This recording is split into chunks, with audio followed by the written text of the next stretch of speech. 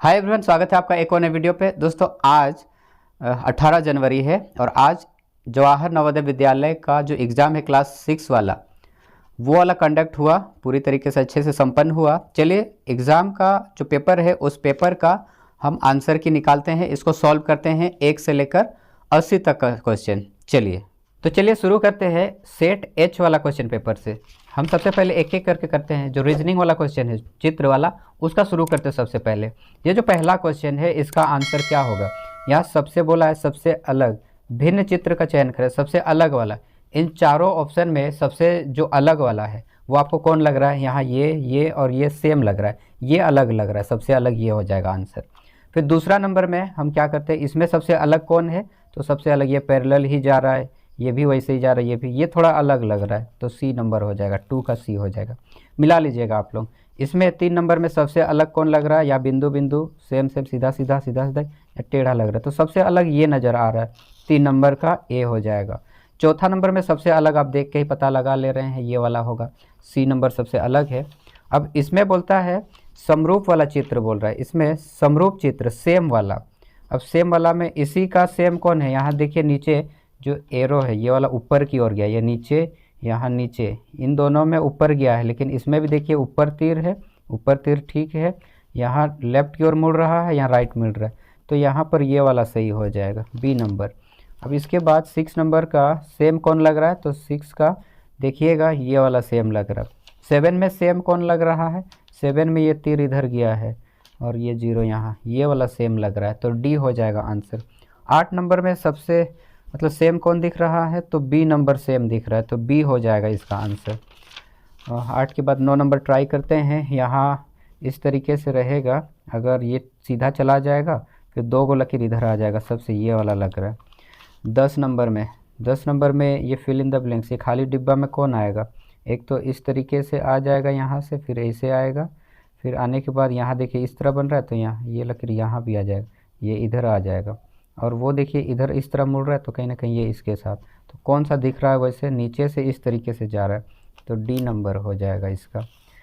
11 में इस खाली डिब्बा में कौन आएगा? यहाँ देखिए कलर है, यहाँ भी कलर होना चाहिए, ये इसका कर्व अलग लग रहा है, ये सही है। 12 नंबर में इस जगह पर क्या होगा? 12 नंबर में यहाँ देखिए यहाँ पर 3 गो लकीर है और नीचे से इस तरह लकीर आएगा, तो कौन आएगा? ये नहीं होगा, ये नहीं होगा, ये भी नहीं होगा, ये वाला हो जाएगा, तो 12 नंबर हो गया। अब बोल रहा है इसमें इस खाली जगह में क्या होगा? बनाए होंगे, ये देखिए इसको इधर मोड़ दिए, फिर ऊपर गया, एक एक तीर लकीर सब घटते जा रहा है यहाँ पर, तो ये घट रहा है, तो अब इधर मुड़ जाएगा और एक भी लकीर नहीं आएगा, तो ये हो जाएगा सी नंबर। इस जगह पर क्या होने वाला है? देखिए ये प्लस यहाँ पर था, अब प्लस इधर आ गया, इस जगह पर आ गया, फिर ये 0 नीचे आ गया, फिर ये 0, देखिए ये जो प्रतिशत वाला परसेंटेज सिंबल यहाँ आ गया, सब वैसे ही हो रहा है, तो यहाँ क्या है? लेफ़्ट मुड़ जा रहा है सब, ऊपर वाला नीचे गिरा, फिर नीचे वाला इधर चला गया, तो ये प्लस है, ये माइनस जो है ये माइनस नीचे आ जाएगा राइट साइड, माइनस नीचे राइट साइड, यही नज़र आ रहा है, देख लीजिएगा एक बार। 15 नंबर में कौन होगा? यहाँ पर ये जो इस तरीके का स्टार जैसे है वो यहाँ आ गया, ये बिंदु ऊपर, फिर ऊपर वाला यहाँ, ये वाला यहाँ आ गया, तो उसी तरीके से ये हो जाएगा आंसर। देखिएगा ये बराबर नीचे आ जाएगा, तो बराबर नीचे आया, ये गुना चिन्ह ऊपर आ जाएगा, ऊपर आ गया। ठीक उसी तरीके से 16 नंबर में क्या बोल रहा है? यहाँ पर यहाँ लकीर देखिए 1 2 3 4 5 गो लकीर है, यहाँ 4 गो लकीर है, यहाँ 3 गो लकीर है, तो यहाँ 2 गो लकीर वाला होना चाहिए, तो बी नंबर इसका सही आंसर हो जाएगा। अब इसके बाद हम शुरू करते हैं 17 नंबर। 17 नंबर क्या है? इन दोनों के बीच जो रिश्ता है वही इन दोनों के बीच होना चाहिए, तो यहाँ त्रिभुज है, त्रिभुज त्रिभुज देखिए बिल्कुल अंदर आ गया, फिर बीच वाला यहाँ बीच ही है, जो सबसे राइट साइड है वो सबसे बड़ा और बाहर आ गया, तो इसमें जो पहला वाला है वो अंदर आ जाता है, तो पहला वर्ग है, ये वर्ग अंदर आ जाएगा, तो अंदर कहाँ पर है? यहाँ भी है वर्ग, यहाँ भी है, यहाँ नहीं है, यहाँ नहीं, ये दोनों तो नहीं होगा, ये भी नहीं होगा, ये भी नहीं होगा। और मैंने बोला यहाँ वर्ग सबसे राइट साइड वाला सबसे बड़ा हो जाता है, तो यहाँ राइट साइड ये गोला वाला है, वृत्त है, तो सबसे बड़ा हो जाएगा, वो बी नंबर हो जाएगा। यहाँ देखिए इसको थोड़ा सा टेढ़ा कर लेते हैं, तो इस तरीके से बन रहा है, इसको और एक बार हम थोड़ा सा घुमा लेंगे, तो इनमें कौन होगा? इस तरह इस जगह पर था ये त्रिभुज, अब इधर साइड आ जाएगा, तो यहाँ कौन होगा? सी नंबर हो जाएगा। 19 नंबर देखिए यहाँ पर यहाँ पर क्या होगा, देखिए ये पूरा डार्क वाला है। देखिए यहाँ थोड़ा सा आपको कन्फ्यूजन होगा, इन दोनों में क्या रिश्ता हो रहा है। यहाँ पूरा ब्लैक है, यहाँ पूरा ब्लैक है। अब इधर इन दोनों में देखिए ये वाइट हो गया, ये ब्लैक हो गया। अगर इस तरीके से करते हैं तो यहाँ पर जो ये लकीर लकीर है और यहाँ सिर्फ खाली डिब्बा है, तो यहाँ होना चाहिए ये खाली डिब्बा हो जाना चाहिए, यहाँ लकीर लकीर होना चाहिए। खाली डिब्बा लकीर, पहले खाली डिब्बा लकीर लकीर, ये नहीं, तो ये रिश्ता नहीं काम आ रहा है। हम थोड़ा अलग तरीके से देखते हैं। ये पूरा डार्क वाला है तो उसका उल्टा यहाँ इस तरीके, यहाँ इस तरीके से पूरा ब्लैक वाला है और यहाँ इस तरीके से। तो यहाँ अगर देखते हैं, यहाँ देखिए ये जो आपको ये लकीर लकीर वाला इस तरह से दिख रहा है, तो लकीर लकीर अब ऐसा वाला होना चाहिए। तो ये नज़र आ रहा है हमको सी नंबर इसका। फिर 20 नंबर में हमको 20 का क्या हो जाएगा, ये तीर इधर साइड मुड़ा है। अब जब नीचे मुड़ेगा तो ये जो बिंदु है ये सिर्फ और सिर्फ वाइट हो जाएगा, वो कलर नहीं रहेगा। इसको फिर इस तरीके से है। अब इसका वाला अगर हम ऊपर की ओर घुमाते हैं, देखिए इसको नीचे घुमाएं, इसको फिर ऊपर घुमाएंगे तो ऊपर की ओर तीर जाएगा और जो पॉइंट है बिंदु है कलर वाला वो बिना वाला हो जाएगा। तो ये हो जाएगा 20 का हो गया। अब 21 वाला समझते हैं। 21 में यहाँ मतलब कौन सा टुकड़ा आएगा कि भर जाएगा, कौन लग रहा है यहाँ पर, ये सी नंबर लग रहा है। ये वाला यहाँ आ जाएगा और ये वाला टुकड़ा यहाँ फिट हो जाएगा। इसमें कौन आ जाएगा, कौन नहीं आएगा, हम उससे क्लियर करते हैं। ये नहीं होगा, ये भी नहीं होगा, ये भी नहीं होगा, बच गया कौन, यही टुकड़ा, यही लग भी रहा है। अब इसमें कौन नहीं होना चाहिए, ये नहीं होना चाहिए। ये टुकड़ा यहाँ कहाँ से आएगा, ये नहीं होगा, ये टुकड़ा भी नहीं आएगा यहाँ पर। और देखिए तो ये टुकड़ा भी नहीं आएगा। क्या ये टुकड़ा लग रहा है फिट, हाँ ये वाला हो जाएगा। 24 नंबर में क्या हो जाएगा, कौन इसमें नहीं होगा, ये तो एकदम ही नहीं होगा, देख के भी नहीं लग रहा है। ये भी नहीं होना चाहिए, ये भी नहीं होना चाहिए, बच गया ये डी नंबर। तो 24 का डी नंबर हो जाएगा आंसर। अब आगे 25 नंबर समझते हैं। यहाँ आईना वाला है। अब आईना से देखिएगा, आईना से कौन आएगा, ये बिंदु उधर आ जाएगी, इधर नहीं होगा, इधर होना चाहिए बिंदु नीचे राइट साइड, ये वाला ठीक है। इसमें नोटिस करेंगे 26 नंबर का, सबसे पहले ये तो त्रिभुज उल्टा हो गया, ये नहीं होगा, ये नहीं होगा। त्रिभुज यहाँ लेकिन लकीर सब उल्टा नज़र आ रहा है यहाँ पर। यहाँ त्रिभुज अगल बगल है लेकिन चित्र ही उल्टा नज़र आ रहा है यहाँ पर। ये ठीक लग रहा है, बिल्कुल फिट बैठ रहा है, ये वाला हो गया। अब इसका देख के लग रहा है यही होगा। अब इसमें ये ए समझते हैं, ए, ये भी, ये टी समझते हैं। तो सबसे पहले ए नज़र आना चाहिए, ए फिर वी फिर टी, ए वी टी, ये ठीक है। ए टी भी नहीं, ये नहीं, सिर्फ यही वाला लग रहा है। अच्छा अब 29 वाला समझते हैं। 29 में क्या हो जाएगा, 29 में ये कागज़ मोड़ने वाला, मोड़ दिए, फिर इसको मोड़े, मोड़ने के बाद इस जगह होल कर दिए, इस जगह होल करेंगे, उसको खोलेंगे, इस जगह होल किए हुए थे तो उसको खोलेंगे तो इस जगह भी आ जाएगा, और दोबारा खोलेंगे तो उसका उधर साइड आ जाएगा, मतलब अगल बगल और फिर उधर आ जाएगा, सी नंबर हो जाएगा। यहाँ पर इसको मोड़ा है, एक बार मोड़ा, फिर ये मोड़ा, फिर मोड़ने के बाद यहाँ एक बार होल कर दिया तो 8 जैसे बनेगा, यहाँ एक बार, फिर उसको खोलेंगे तो नीचे 8, ये वाला हो जाएगा आंसर। 31 वाला, 31 में क्या हो जाएगा, यहाँ पर एक बार मोड़ा, फिर इस तरीके से मोड़ा, मोड़ने के बाद बीचों बीच में एक होल कर दिया। अब 2 से फिर 4 गो हो जाएगा, वाला हो गया। अब इसमें देखते हैं, एक बार मोड़ दिया, मोड़ने के बाद यहाँ पर फिर आधा से फिर मोड़ दिया, मोड़ने के बाद 3 बिंदु वाला खोलेंगे तो ऊपर 6 बिंदु और नीचे 6 बिंदु, इसी स्टाइल में होगा। तो यही वाला ठीक लग रहा है सबसे, तो ये वाला हो गया 32। अब 33 से समझते। 33 में बोल रहा है ये टुकड़ा को मिला के कौन सा चित्र बनेगा। क्या यहाँ देखिए 1 2 3 4 गो टुकड़ा है, यहाँ 1 2 3, ये तो नहीं होगा। यहाँ 1 2 3 4 5, ये भी नहीं होगा। अब ये चित्र थोड़ा अलग लग रहा है, ये टुकड़ा यहाँ पर है, ये वाला टुकड़ा आपको यहाँ पर भी नज़र आ रहा है, ये दोनों टुकड़ा भी नज़र आ रहा है, ये होगा लेकिन ये नहीं होगा।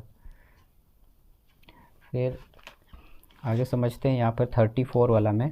34 में यहाँ पर ये टुकड़ा का मदद से कौन बनेगा, ये वाला तो नहीं, ये आयत है, ये यहाँ पर आयत ही नहीं है, ये नहीं होगा। यहाँ पर भी आयत थोड़ा अलग लग रहा है, यहाँ है लेकिन बाकी टुकड़ा हमको सही नहीं लग रहा। क्या इसमें है, लग रहा है, हाँ यही वाला होगा। 35 वाला, 35 में यही टुकड़ा सब मिल के कौन बनेगा, ये बनेगा क्या, ये टुकड़ा तो दिख ही नहीं रहा यहाँ पर सही से। अच्छा ये वाला है, वो भी है, क्या ये फिट लग रहा है, थोड़ा सा अलग लग रहा है वहाँ पर। अगर हम इसको मिला के बनाते हैं, क्या ये लग रहा है, ये भी लग रहा है, ये तो नहीं होना चाहिए, ये नहीं होगा, ये भी नहीं होगा। अब बचा ये वाला होगा क्या? ये वाला टुकड़ा अगर यहाँ कोशिश करते हैं, लगभग तो लग ही रहा है, ये भी, ये टुकड़ा यहाँ पर है, हाँ दिख भी रहा है। और फिर ये भी लग रहा है, ये भी लग रहा है। ऐसा ऐसा क्वेश्चन सेट करता है यहाँ पर कि स्टूडेंट कंफ्यूज हो जाएगा। यहाँ अगर इस तरीके से मिलाते हैं और ये वाला लकीर को यहाँ लेके आते हैं, यहाँ लेके आते हैं, क्या ये टुकड़ा और ये टुकड़ा सेम लग रहा है? ये टुकड़ा और ये टुकड़ा भी ठीक है, ये टुकड़ा यहाँ नज़र आ रहा है, तो वही तो सेम चीज़ यहाँ पर हो रहा है। इन दोनों में क्या अंतर हो रहा है? इसी टुकड़ा का मदद से यहाँ बना सकते हैं, बस यहाँ पर क्या क्या लकीर नहीं किया हुआ है, वैसे चित्र तो सेम ही नज़र आ रहा है। अब कमेंट करके ये बताओ कि 35 का क्या होना चाहिए। 35 नंबर क्वेश्चन में यहाँ पर ये भी सेम नज़र आ रहा है और ये भी सेम नज़र आ रहा है। 35 का ए होगा कि डी होगा? थोड़ा सा कन्फ्यूजन वाला क्वेश्चन जो है यहाँ पर दे दिया है आप लोगों के लिए। आगे बढ़ते हैं 36 वाला। 36 में कौन सा चित्र हो, कौन सा होगा? यहाँ ये तीनों टुकड़ा कहाँ नज़र आ रहा है? यहाँ नहीं है, यहाँ भी नहीं, यहाँ नहीं, इस जगह हो गया, तो 36 हो गया। 37 वाला ट्राई करते हैं। यही वाला चित्र कहाँ पर है? समरूप वाला बोल रहा है, सिमिलर, छिपा कहाँ पर है? तो ये चित्र आप देख के ही पता लगा सकते हो, यहाँ तो जॉइंट नहीं है, इसीलिए यही वाला हो गया इसका आंसर।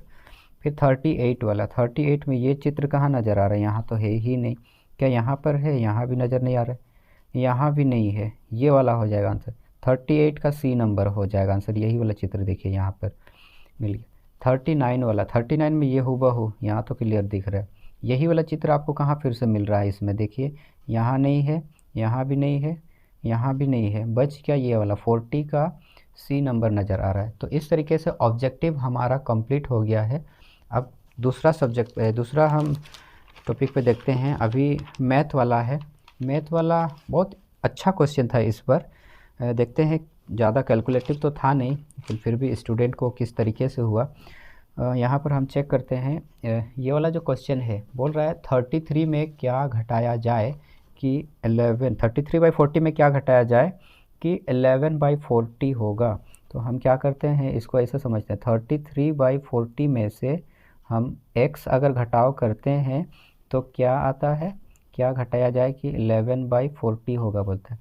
तो -x को उधर भगा दिए तो +x, और ये पहले इसी को लिखना 33/40 माइनस ये प्लस वाला इधर आ जाएगा तो -11/40। अब इसका आंसर क्या होगा?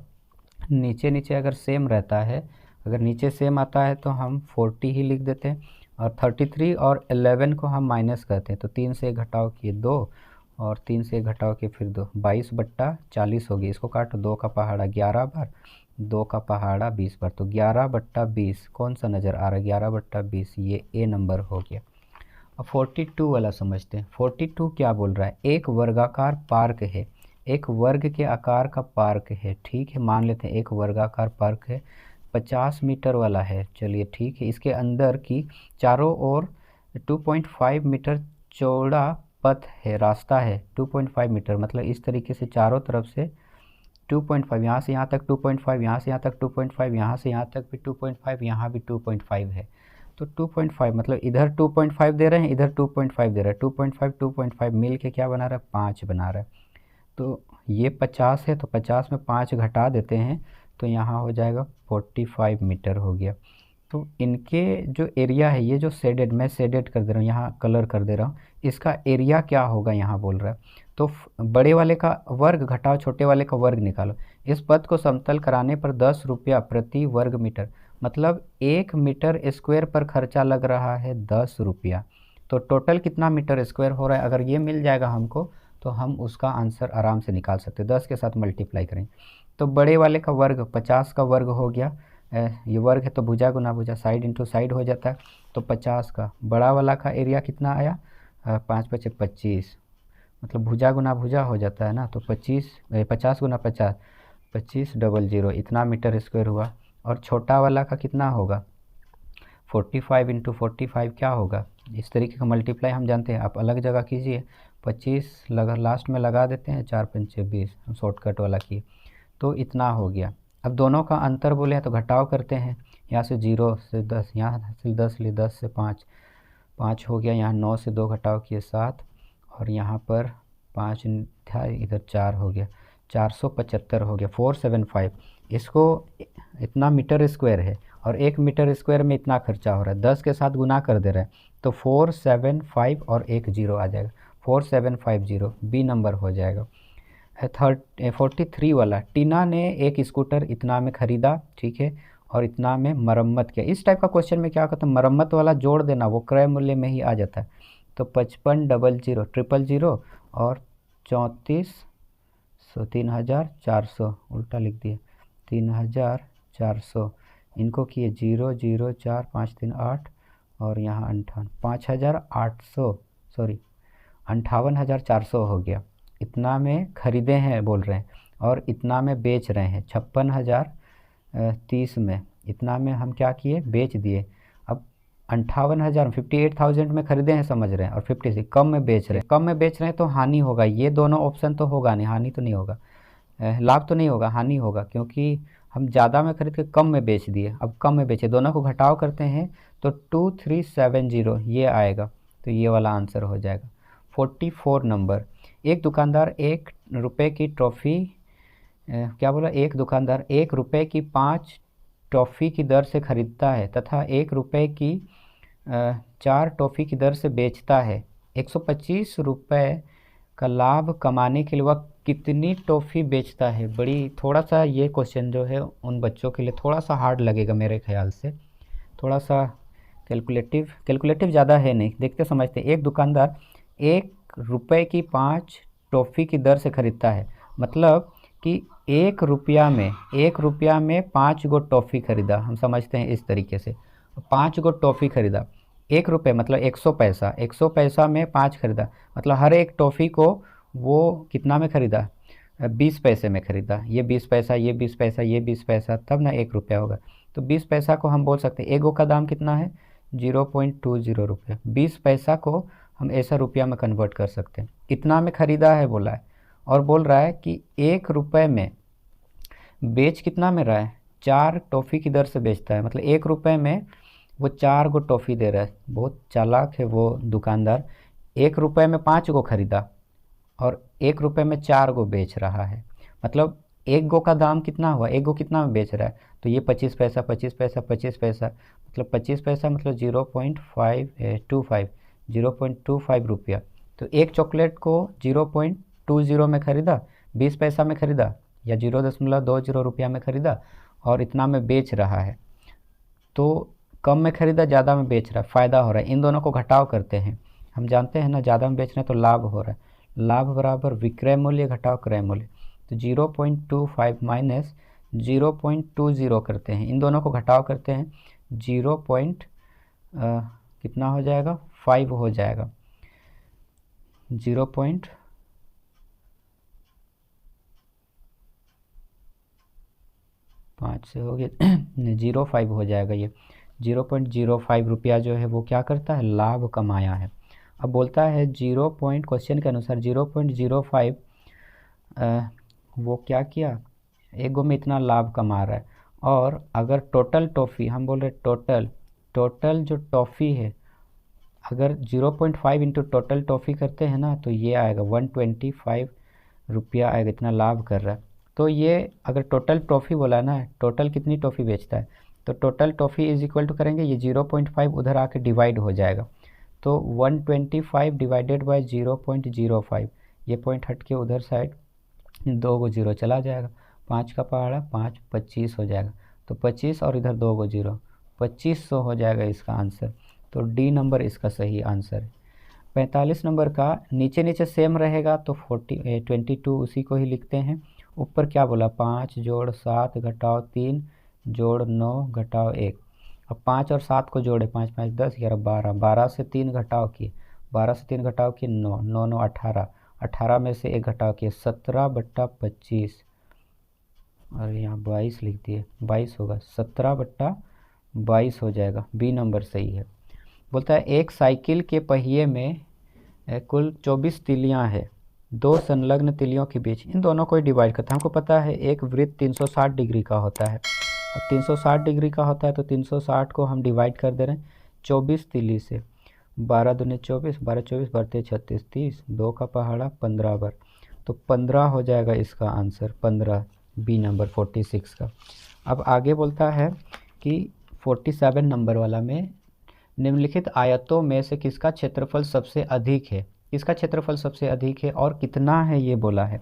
18 और 10 को, आयत का क्षेत्रफल लंबाई गुना चौड़ाई हो जाता है, तो 18 10 से 180 हो गया इसका तो आंसर। ये वर्ग है तो भुजा गुना भुजा 14 14 करेंगे 196 हो जाता है, हमको पता है। 12 16 दूनी 32, 3 हुआ 16 17 18 19 192 हुआ ये 17 और इसको गुना के 17 7 1 8 187 बोल रहा है किसका क्षेत्रफल सबसे अधिक है। क्षेत्रफल कौन सबसे अधिक लग रहा है, 196 वाला आ रहा है, 196 हाँ बी नंबर का है, बी नंबर 196 ये हो जाएगा 47 का बी। और 48 वाला का PQRS द्वारा हल किए गए प्रश्न, मतलब कौन कितना सोल्व किया। P जो है 4 क्वेश्चन सोल्व किया, Q 6 क्वेश्चन सोल्व किया, R हो गया 10 क्वेश्चन, S जो है 8 क्वेश्चन। बोल रहा है Q और R ने मिलकर, इसमें से बोल रहा है Q और R ने मिलकर कितने प्रश्न P और S दोनों से अधिक हल किए। Q और R कितना हो गया, Q का कितना है, Q हो गया 6 और R कितना किया है, R कितना किया है, R किया है 10, तो 10 और 6 मिलके 16 हो गया। ठीक है, अब P और S का बोला है, P और S, P कितना किया है 4 को किया है और S कितना किया है 8 को किया है, 8 और 4 12, ये ज़्यादा किया है, 12 से कितना ज़्यादा है, 12 से 4 ज़्यादा है, तो इसका आंसर हो जाएगा ए नंबर। और 49 वाला देखिए, पहले इसको बनाते, 4 और 1 को घटाव करो, 4 से 1 घटाव के 3 आया, इस जगह 3 आया। 5 और 3 को घटाव करते, 5 से 3 को घटाव किए तो 2 आया, इस जगह 2। अब यहाँ पर 16 से 2 घटाव करो, अब 16 से 2 घटाव किए, 16 से 2 घटाव करो 14 हो गया, और 18 से 14 घटाव करो 14, 15 16 17 18 4 हो गया। अब 8 से फिर 4 घटाव करो, 8 से 4 घटाव किए 4 आया इसका आंसर। अब बोल रहा है शाम का 6 बज रहा है, 6 बजे घंटे और मिनट, देखिए घड़ी वाला क्वेश्चन है, घड़ी में 6 कब बजता है, इस तरीके से होता है। तो ये क्या होता है, कौन कौन नहीं होगा, क्या ये न्यून कोण 90 डिग्री से कम है, नहीं ये नहीं होगा। अधिक कोण है क्या, अधिक कोण हम नहीं बोलेंगे इसको, सीधा जब हो जाता है ना 90 भी नहीं होगा, इसका आंसर होता है सरल कोण हो जाता है, अधिक कोण नहीं बोलेंगे, जो 90 से अधिक हम बोलते हैं, 180 से कम, लेकिन 180 ये स्ट्रेट एंगल हो गया, तो 50 का डी नंबर हो जाएगा इसका सही आंसर। अब आगे सॉल्व करते हैं 51 वाला। 51 बोलता है भाजक दिया हुआ है, हमको पता है इस तरीके से, ये अंदर वाला भाज्य होता है, अंदर वाला को भाज्य, इधर वाला भाजक, भाजक 51 है, ये 51 है, और भागफल 16 है, और नीचे में जो शेषफल है, शेषफल हो गया 27। पहले इन दोनों को गुना करते हैं, 16 और 51 को गुना करते हैं, 51 और 16 को गुना करते हैं, 6 हो गया, 6 पंचे 30 हो गया, यहाँ 51 हो गया, 6 1 5 3 8, 816, 816 में नीचे वाले को जोड़ दिया जाता है, हमको पता है 6 6 12 1 13 का 3 हासिल 1 2 3 1 4 843 हो गया, ये आंसर हो गया। इन दोनों को याद रखना, डिवाइड वाला है, ये दोनों को डिवाइड करते हैं, यहाँ पर 0 पॉइंट समथिंग आना चाहिए, क्योंकि यहाँ 12 है और ये 9 है पॉइंट से पहले, तो करेंगे तो 0 पॉइंट कुछ आएगा, नीचे बड़ा वाला से भाग करेंगे तो 0 पॉइंट कुछ आएगा, तो देख के भी लग रहा है बी नंबर हो जाएगा। कौन सी संख्या है जो सदैव प्रत्येक अभाज्य संख्या का एक गुणनखंड होता है। अभाज्य संख्या का गुणनखंड, अभाज्य संख्या किसके साथ गुना होता है, कोई भी नंबर 1 ही होता है। ये सब तो अभाज्य संख्या ये भी है, ये भी है, लेकिन ये नहीं है, लेकिन हमेशा ये एक सबके साथ गुना होता है। इन सब को, ये योगफल है, इनको तो नहीं बताना, पॉइंट को सीधा रखिए, बाकी को जोड़ करते हैं तो ये सी नंबर आता है, 125.2311 हो जाता है, ये सी नंबर 54 का। इसको पॉइंट में तोड़ते हैं, ये इसको अगर पॉइंट में लाते हैं, ये 3 है, इसको तोड़ते हैं तो 0.03 हो जाएगा, इसको तोड़ते हैं 0.3 को 0 है, तो पॉइंट के बाद 3 को नंबर होना चाहिए, यहाँ 0.1 2 3 4 5 6 को 0 है, मतलब 6 को नंबर के बाद लगना चाहिए, 1 2 3 4 5 6। अब सबको जोड़ करते हैं तो इसमें कौन सा आंसर होगा, बी नंबर होगा, 3.033003, ये हो जाएगा आंसर। और 90 का गुणनखंड क्या होगा, बोलते हैं 90 को तोड़ते हैं, 2 का पहाड़ा 45 बार 3 15 या 45, 5 तिया 15, तो 2 एक गो है, 3 जो है 2 गो है, 5 एक गो है। सी सबसे बेस्ट है, यही वाला आंसर होगा। अब यहाँ बोलता है 57 वाला कि 300 ml की पानी की 17 बोतलों तथा 130 मिलीलीटर की जूस की 30 बोतलों को एक जग में खाली किया गया। जग में लीटर में कुल द्रव है, अच्छा मिलीलीटर, 300 मिलीलीटर वाला 17 है, टोटल कितना हुआ 300 और 17, 17 34 17 तिया 51, मतलब 300 को गुना कर रहे हैं हम 17 के साथ, 17 तिया 51, 5100 ml हो गया। फिर 130 ml वाला को गुना कर रहे हैं 30 बोतल में कर रहे हैं, मतलब टोटल कितना 13 26 13 तिया 39 2 ml, टोटल कितना ml हुआ 0 0 9 1 10 क्वेश्चन हासिल 1 5 3 8 और 1 9, 9000 ml, और 9000 ml 1000 ml मतलब 1 लीटर, 9000 मतलब 9 लीटर, बी नंबर हो जाएगा। इसको 20 पॉइंट को अगर हटाते हैं, अगर पॉइंट को हम हटा रहे 0 9 2 5, अगर ये पॉइंट हटाते हैं तो नीचे पॉइंट के बाद 4 गो नंबर है, 4 गो जीरो आएगा। और इसको अगर सॉल्व करते हैं 25 का पहाड़ा से कटेगा, 25 का पहाड़ा 4 बार 100, फिर 2 गो जीरो काट दो 400, 25 का पहाड़ा हम कितना बार बोलेंगे, अब डिवाइड करो तो इसका आंसर 8037 आएगा। तो ऊपर में 8037, नीचे में 400, ये सबसे बेस्ट लग रहा है आंसर। सभी अंकों, इसको प्रयोग से बनने वाले 4 अंकों की सबसे बड़ी तथा सबसे छोटी संख्या का अंतर, सबसे बड़ी संख्या, सबसे बड़ा कौन, पहले 7 आएगा, फिर 4 आएगा, 2, फिर 0, छोटा संख्या क्या बनेगा इनका मदद से, पहले 2 आएगा, फिर 0, फिर 4 7, इन दोनों को घटाव करते हैं तो कितना आएगा पता है 5373, ये हो जाएगा आंसर 5373, कौन सा आंसर, ये वाला हो जाएगा। अब 60 नंबर क्वेश्चन मैथ का लास्ट है।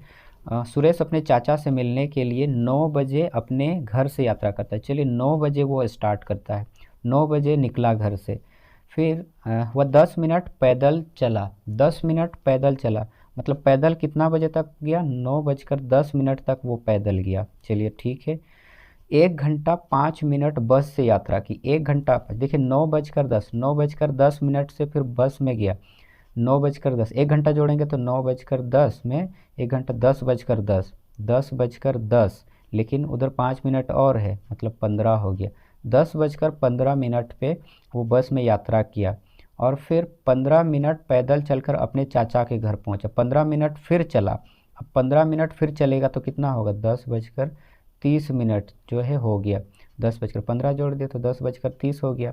चलिए ठीक है, अब बोलता है वहाँ 3 घंटा 20 मिनट रुका। अब कितना देर रुका बोलिए ना, यहाँ पर कितना देर रुका, 10:30 में पहुँचा था, अब उसमें 3 घंटा और 20 मिनट और जोड़ देते तो 10:30, 11:30, 12:30, 1:30, मतलब 1:30 और उधर फिर 20, 1:30 में फिर 20 जोड़ दिए, 1:50 मिनट तक वो वहीं था, और रुकने के बाद वो वापस घर कितना में आ गया, शाम का 3:30 पर, 3:30 पे आ गया घर, मतलब बोलता है वो वापसी कितना हो गया।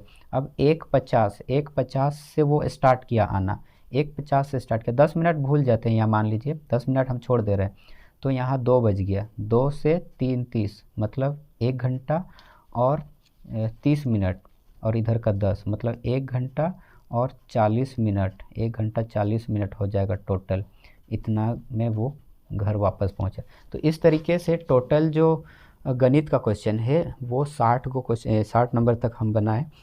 बहुत ही इजी क्वेश्चन था, मज़ेदार था, इतना भी ज़्यादा टफ नहीं था। जो स्टूडेंट्स अच्छे से पढ़ाई करके गए हैं, ऑल द बेस्ट कि आपका एग्ज़ाम अच्छा गया है तो आपका सिलेक्शन होगा ज़रूर।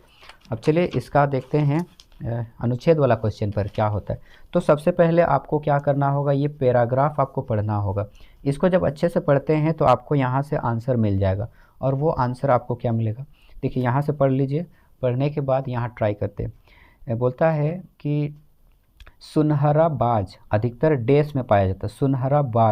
सुनहरा बाज कहाँ पाया जाता है, सुनहरा बाज ये उत्तरी गोलार्ध का बात कर रहा है, तो उत्तरी गोलार्ध हो जाएगा इसका आंसर। मादा सुनहरे बाज को डैश से पहचाना जा सकता है, मादा सुनहरे बाज को डैश से पहचाना, देखिए सुनहरा अगर बाज बोलेगा तो बाज अधिकतर अपने घने भूरे पर, जो पर है भूरे रंग के हैं, घने हैं, सुनहरा पंखों के कारण सरलता से पहचाना जा सकता है बाज को। लेकिन अगर मादा को बोला, युवा पक्षियों में मादा जो है, मादा मतलब फीमेल वाला जो बाज है वो नर के समान ही होती है।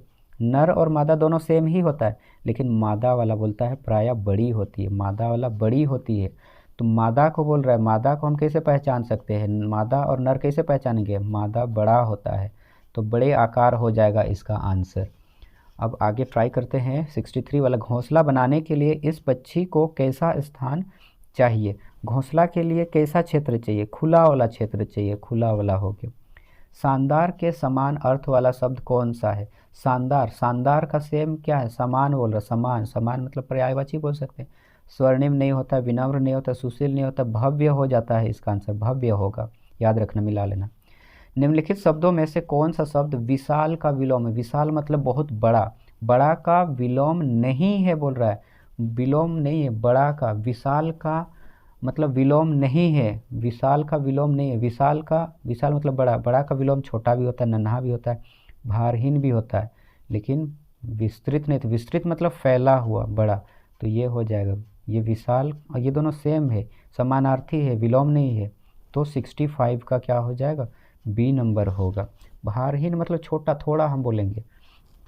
फिर 66 से शुरू होने वाला जो अनुच्छेद दूसरा वाला है उसको हम पढ़ते हैं अच्छे से, फिर समझ में आएगा। यहाँ बार बार देखिएगा, पढ़िएगा तो मकड़ी के जाले का ही बात किया जा रहा है, मकड़ी के जाल का ही बात कर रहा है।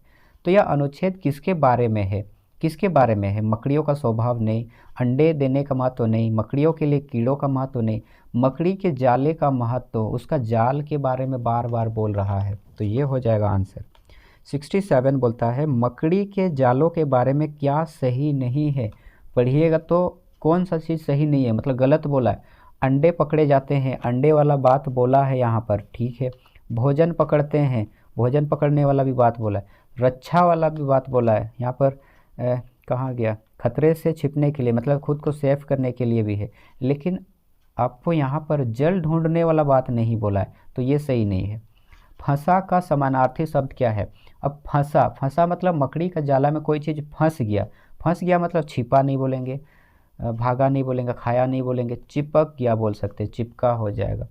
मकड़ियाँ कैसे जान लेती है कि उनके जाल में कुछ फंसा है।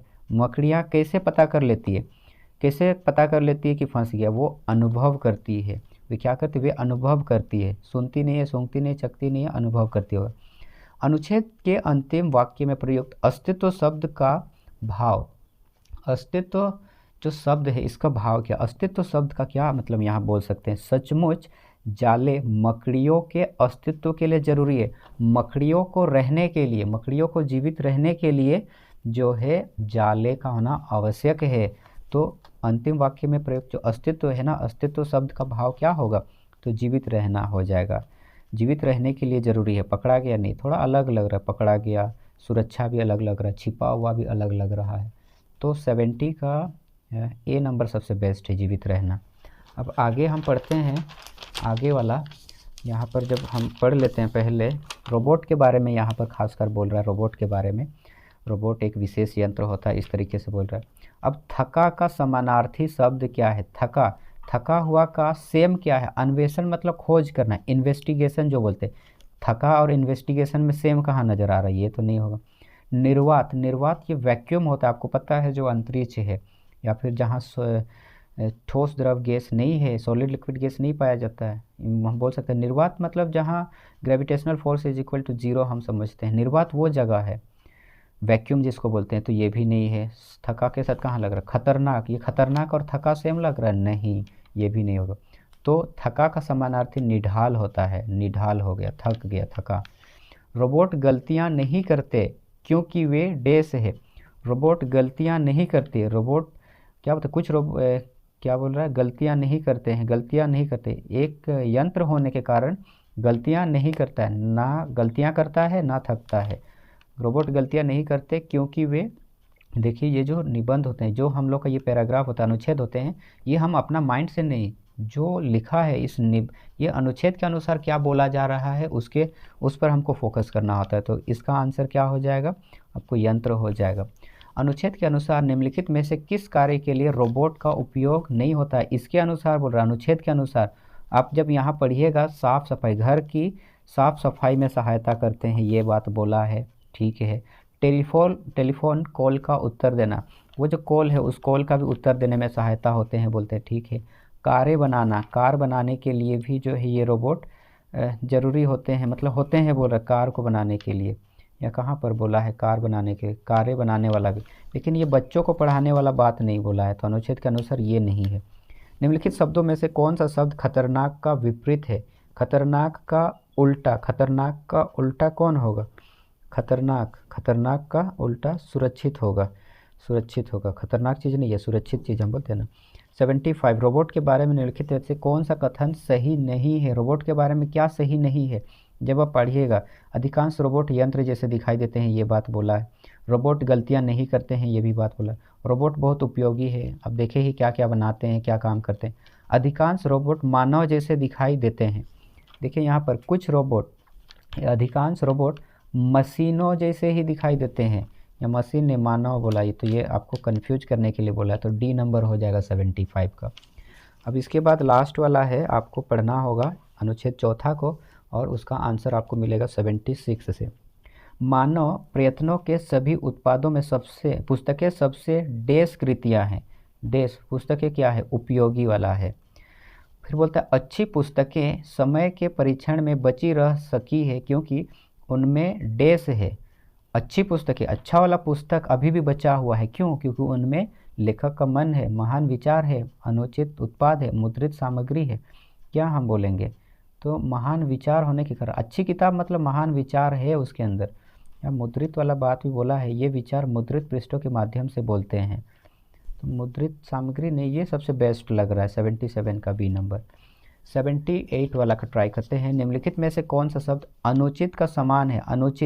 अनुचित का समान बोल रहा है, अनुचित, अनुपयुक्त, ये ठीक है। विलोम नहीं बोल रहा है, अनुचित उपयुक्त नहीं, अनुचित उचित नहीं है, अनुपयुक्त ये लग रहा है इसमें, और इसमें कंफ्यूज मत होना। 79 वाला, विश्व अपनी पुस्तकों को सावधानी से संभालता है। जो दुनिया है अपनी पुस्तकों को सावधानी से संभालता है क्योंकि वे डैश है, संभालता है, पुस्तकों को संभालता है। संभाल मतलब क्यों रहा है, किसके अनुसार? तो इसका जो आंसर है, अच्छी पुस्तकों ने जीवन के अनेक क्षेत्रों में मनुष्य की सदा सहायता की। अच्छी पुस्तक, और साथ ही यहाँ बोला विश्व, इसमें आश्चर्य नहीं कि इसमें कि विश्व अपनी पुस्तकों को बड़ी सावधानी से रखता है, सहायता करता है, विविध क्षेत्रों में हमारी सहायता करता है बोलता है, ये सबसे ठीक है। अनुच्छेद में ढहना शब्द का अर्थ प्रयोग डैश के रूप अर्थ में है। अनुच्छेद में ढहना सबसे पहले में आपको मिल जाएगा, यहाँ पर बोलता है मंदिर खंडहरों के रूप में ढह जाते हैं। प्रयोग किसके अनुसार होगा? ढहना का मतलब जो मंदिर है, खंडहर के रूप में काटना, खंडहर के रूप में हटा देना, खंडहर के रूप में अलग कर देना, खंडहर के रूप में बिखर जाना, ये सबसे बेस्ट लग रहा है। तो इस प्रकार से हमारा जो 80 क्वेश्चन है, 80 क्वेश्चन में हमने इस बार का जो क्वेश्चन पूछा था नवोदय विद्यालय समिति वाला, तो नवोदय का एग्ज़ाम में 80 क्वेश्चन बहुत ही इजी थे, ज़्यादा नहीं थे। अब इजी थे तो इसका कट ऑफ जो है थोड़ा सा हाई जाएगा भी आप, क्योंकि अगर क्वेश्चन इजी है तो ज़्यादा नंबर लाने वाले बहुत सारे स्टूडेंट हो जाएंगे। मेरे को मतलब मैं श्योर हूँ कि 40 में 40 लाने वाले बहुत स्टूडेंट निकलेंगे। हज़ारों में स्टूडेंट होंगे जो 40 में 40 जो प्रैक्टिस किए हुए, 40 में 40 बहुत लाएंगे। मैथ का क्वेश्चन से ऐसा लग रहा है कि जो स्टूडेंट रेगुलर ध्यान दिए हैं ईमानदारी से अच्छे से, तो 20 में से वो स्टूडेंट सब 10 से तो ज़्यादा लाएंगे ही। बहुत सारे स्टूडेंट ऐसे होंगे जो 15 से भी ज़्यादा लाएंगे, 10 आराम से ले आएंगे बहुत सारे स्टूडेंट, 15 के करीब भी ले आएंगे, 15 से ज़्यादा भी बहुत सारे स्टूडेंट ले आएंगे। 20 में 20 थोड़ा सा कन्फ्यूज हो सकता है इस जगह पर, जैसे ये टॉफ़ी वाला क्वेश्चन थोड़ा सा आपको कन्फ्यूजन वाला लग सकता है, इसका लग सकता है, समय वाला में भी थोड़ा सा कन्फ्यूज होगा, और ज़्यादातर क्वेश्चन बहुत ज़्यादा इजी है, इतना भी ज़्यादा टफ नहीं रहा क्वेश्चन। तो हिंदी में भी कुछ कुछ जगह बस लास्ट वाला जो क्वेश्चन सब होता है उस क्वेश्चन में कन्फ्यूज हो सकता है। ग्रामर वाला क्वेश्चन में आपको थोड़ा सा कन्फ्यूजन हो सकता है, बाकी सब ठीक रहा। आई विश आप जो है एग्ज़ाम बहुत अच्छे से दिए होंगे। चलिए ऑल द बेस्ट सभी को जो भी अच्छे से एग्ज़ाम दिए हैं, आई होप उनका सिलेक्शन हो जाए और इस एग्ज़ाम में जो है अच्छे से पढ़ाई करें और अपना लाइफ को बहुत अच्छे पोजीशन में ले जाएंगे। चलिए, आज का इस आंसर की के लिए बहुत बहुत धन्यवाद। मिलेंगे फिर किसी और वीडियो में, तब तक के लिए धन्यवाद।